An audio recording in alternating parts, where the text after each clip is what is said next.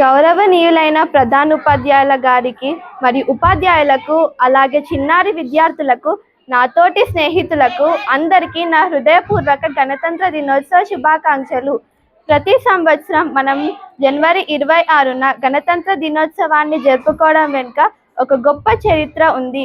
1950 జనవరి 26న మన భారత రాజ్యాంగం అమల్లోకి వచ్చి మన దేశ సార్వభౌమ, సామ్యవాద, లౌకిక, ప్రజాస్వామ్య గణతంత్రంగా అవతరించింది.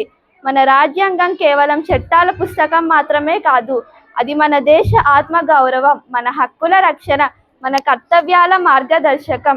డాక్టర్ బాబాసాహెబ్ అంబేద్కర్ గారి నాయకత్వంలో రూపొందిన ఈ రాజ్యాంగం ప్రతి పౌరుడికి సమానత్వం, స్వేచ్ఛ, న్యాయం, సోదరభావం అనే విలువలను అందించింది.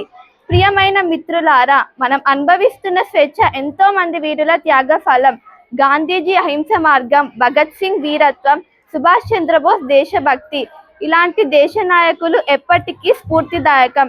కానీ ఒకటే ప్రశ్న, మన కర్తవ్యాలను మనం నిజంగా నిర్వర్తిస్తున్నామా? మంచి పౌరులవ్వడం అంటే హక్కులు కోరుకోవడం కాదు, దేశ అభివృద్ధికి మన వంతు బాధ్యతను తీసుకోవడం. విద్యార్థులుగా మన ప్రధాన బాధ్యత క్రమశిక్షణ, కష్టపడి చదవడం, నైతిక విలువలను పాటించడం. ఈ రోజు మనం మంచి విద్యార్థులైతే రేపు దేశాన్ని నడిపించే మంచి పౌరులవుతాం.